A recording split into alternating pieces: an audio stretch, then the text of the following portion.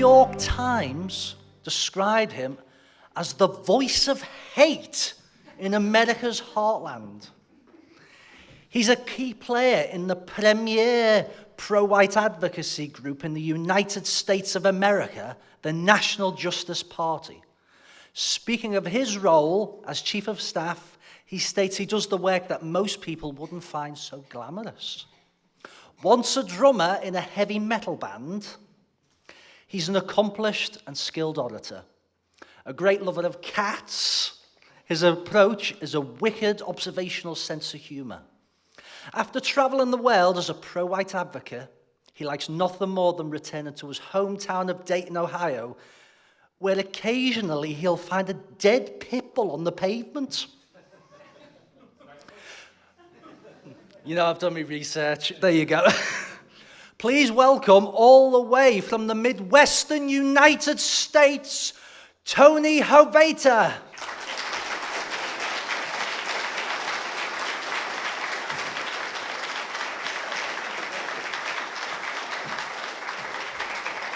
All righty. It says, do not adjust mic. Was that you? All right, I really should have printed this out, but I'm reading from my phone, so that's good. And this one will probably be a little shorter than everybody else's, but thankfully we have Warren, who is much more long-winded than me, so it'll fill the time out nicely. But, I'm happy to be here. It's a victory in and of itself just to have made it through customs and, have no issues. So the fact that two of us did it, it's even more impressive, especially given past attempts at getting people across borders with Mark here. That didn't exactly work out, but we get partial credit for making the first attempt, right? This is the first successful one, but, whatever. And it's funny because America, in America, we have a lot of trouble with our borders. We can't close them, I guess. But, when it's time to try to get Mark through, the bureaucracy kicks right into high gear. No, get this guy out of here. We can't do it. We're actually on pace to get 7 million illegal immigrants in our country this year. Can you even imagine that? What's the population of Ireland? We just talked about this. It's like 6 million. 5 million, good Lord. So yes, that's just how we do it in America. It's a little bit bigger, so it's a little bit worse. It's very nice. But I actually have a lot of family from England. Our guy got here. But I actually have a lot of family from England. Most of my family's from England. Midlands, Liverpool, this whole area. And it's kind of funny, because it happened today. I've heard it many times. People have told me, usually when I don't have this big creepy beard, that I look like George Harrison. But I thought it was funny because even with the big creepy beard, he had a big creepy beard stage, so this is just keeping the brand alive. But again, it's all from the same region, so it makes sense. And actually, according to Ancestry.com, I told our Scottish friend here, it claims I'm 25% Scottish, which Warren pointed out, that explains why I'm cheap and mean. I thought that was really rude, hurt my feelings. But I usually have a lot of jokes in my speech, like you said, but I've heard that the English absolutely hate dry humor, so I won't do that. But, American England, they're actually not really that different, and we're bonded by a shared history, language, blood. Most white Americans have some amount of English in them, especially the area I'm from, the Midwest. Everybody is German and English. That's what it is. We have a lot of important institutional traditions, and these span an ocean, these span time. Higher institution places like, higher learning institutions like Oxford, Yale, those are like the standards that people look to. Even our fine dining institutions, McDonald's, you guys even have that. I couldn't believe it. Fantastic place. And then culturally, we share plenty too. I'm sure you guys hear it here, but in America they describe it as the Protestant work ethic. That's your guys' thing. And we have tea and coffee. We do the whole thing. We even have even more modern cultural examples, like being assaulted by African migrants at McDonald's. So it's really good. It's a good time. And I have written down here, pause for uproarious cheers and laughter or crushing, deafening silence. So we were good either way.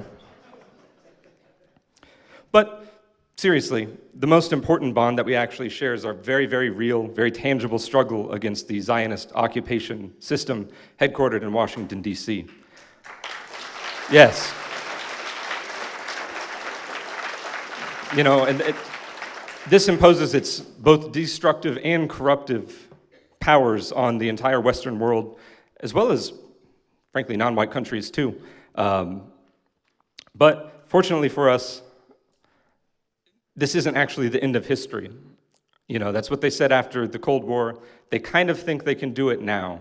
They think that they can just wipe us out and be done with it, and that's why I think you see things like, in America, like 7 million migrants coming over per year. I think that it's just time to slam the door. I don't know if it was a post-Trump thing. I don't know if they were like, oh, wait a minute, this is getting a little too hot. We got to do something about this. Or, maybe this was scheduled all along. Not real sure. But, we have the burden and the duty to fight through it, though, and endure whatever hardships come from it. If we want, and I do, I don't know about you guys, but I want to keep everything that our ancestors fought for and built. And it's, a little delayed. This is kind of an aside, but, I flew into England, and I wanted to see this is England. I flew into London. I wanted to see, all of the old, cool stuff, and it was really kind of jarring to see these churches and buildings built in, the 1400s, and then it's just, squatting Arabs and kebab shops. It was wild. I could not believe it. And it's this is the hub of the Anglosphere. This was it. Our modern culture comes from this place, and then to see it be in that state, it was, I don't know if depressing is the right word. The dread, it's wild. Thankfully, it's not like that everywhere, but they're certainly trying to do it to Ireland, I will say. Ireland is facing a much worse struggle, immediate struggle, in the last 5 years than really any of us have.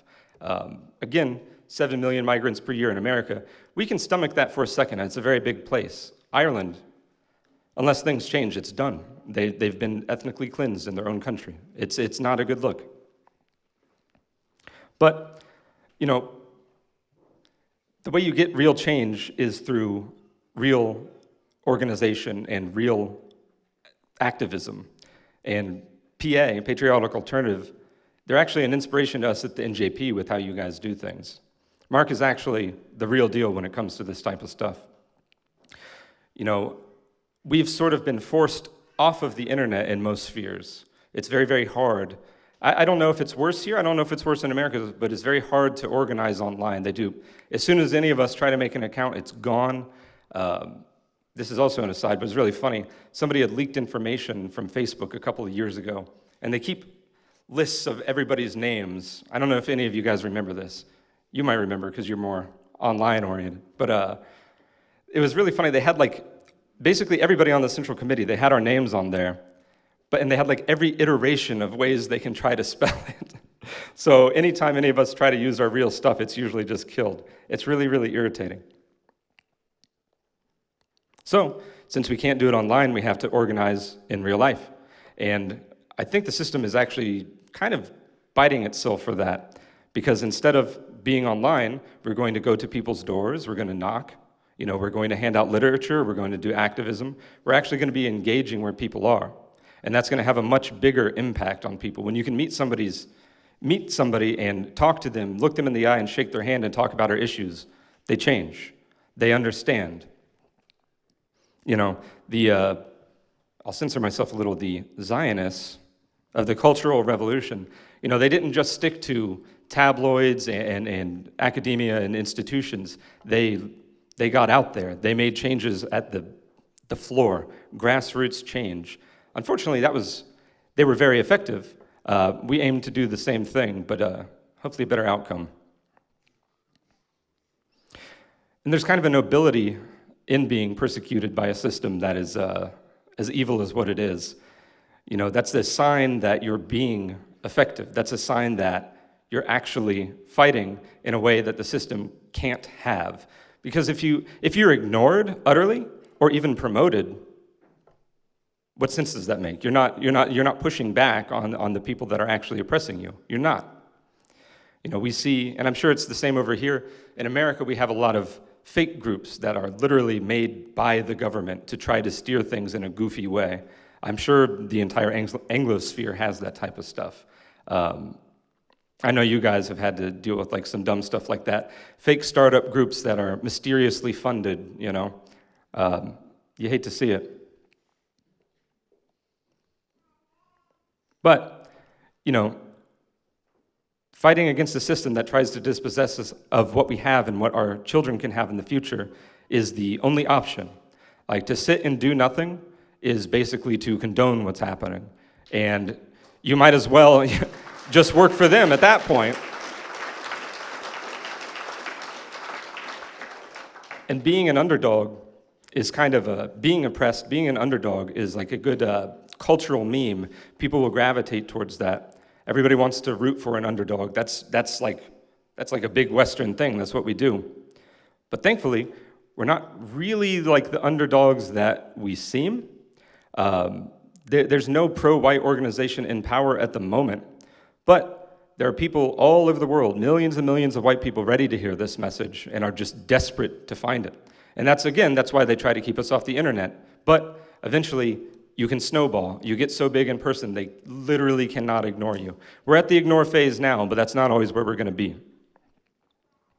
And we actually don't have to. This is a big thing. A lot of people stress, how am I gonna get people to see this? How am I gonna talk to them? You know, most people agree with us. A lot of white people already agree. They see what's happening. It's affecting their lives tangibly. So it's not really something to stress about. And there's polling, actually, that shows that there's large swaths of the population that do agree. And these are people that are willing to admit that when they get a poll from the SPLC, the ADL, whoever, they'll just admit it. You know, and there's millions and millions of more that agree. They just lack the courage at the moment to go out and do it. But given social permission, they would immediately just flock to it. They'd flock to a well-organized, socially well-adjusted. I think you guys are socially well-adjusted, all good people here, right? Oh, I heard some grumbles, maybe not. I'm sorry to judge. They'll flock to a professional, quality, pro-white movement. You know, the truth is that most people just aren't inclined to spearhead political change, so it's on us, you know. Average people, they go along to get along. We all know that. That's kind of what a lot of people were saying. The thing with like the trans stuff, like, don't people see this? Like, oh, they see it. I think they see it. It's weird. They just can't do anything about it right now. But they love to hear somebody say this type of stuff. And that was one of the big things with Donald Trump. I think that's why he immediately shot to the top. Everybody was just dying to talk about immigration and crime, but the options that they were given are just, they were never into that. See, this is why I should have printed it. I think I'm getting old, I need glasses. But anyway, that's where groups like ours come in, PA, NJP. Like you said, these are the two premier white organizations like in the world.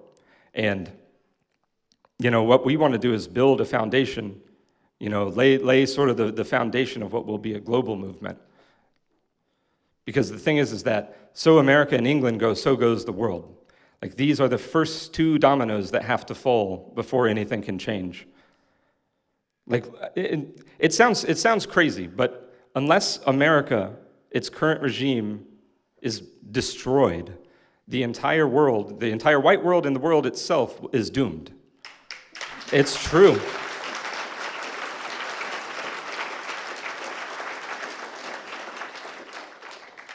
Now, it's kind of funny because in recent times, the people actually pulling the levers, pulling the strings, whatever euphemism you want to use, the globalists, internationalists, even ethno-supremacists, you guys know, don't make me say it, I won't say it.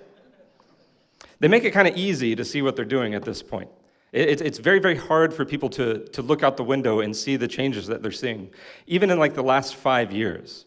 You know, this might be giving away something from Warren's speech, and it'll be less impactful for him. Luckily, it'll save me. You know, he met a guy at the airport on the way out that told him, this country, America, has changed more in the last 3 years than it's changed in the last 200. And isn't that a jarring thought? And that's absolutely true. Even when I first started doing this in like 2014, 2015, It seems like this is a completely different planet that we live on now. And that's why I have this gray, creepy beard. It's really stressful out there. But the people that are trying to oppose us are people that they don't want to just maintain power. They want to absolutely obliterate our history, our race, and our future.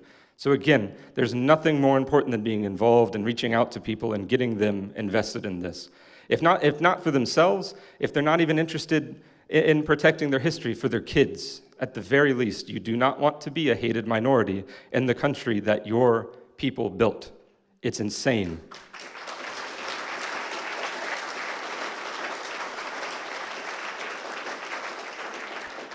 And thankfully, NJP, Patriotic Alternative, we are two groups that will absolutely never compromise on any of the real issues.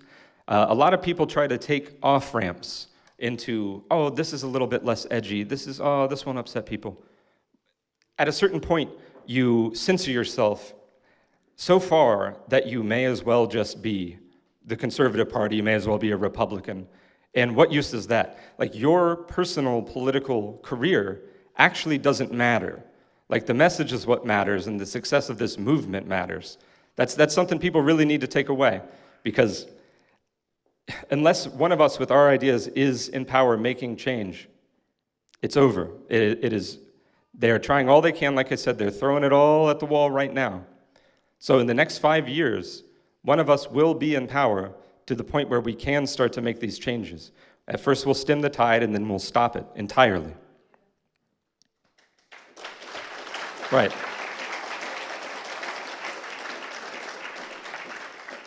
But again, the way these people try to corral you down these pointless rabbit holes, these kosher narratives, it's not going to help us. NJP and PA, we are always going to stand for our race, we are always going to stand for our nation, and we seek to end utterly the system that wishes for our destruction. This is basically the end, so I'm going to talk over you. It's cliche, but you actually can't stop an idea whose time has come. And you go on the streets and you meet people, and they see the same things we see. They're feeling the same things we're feeling. So all you have to do is just reach out, and you're going to change these people's lives. You're going to change the world. You just have to stay focused and not worry about it. Because I'll tell you, whatever they try to throw at you now to punish you, it's absolutely nothing compared to the future you're going to live in if things continue on this trajectory. So anyway, that's it. We will win because we have to win. So thank you, guys. Thank you.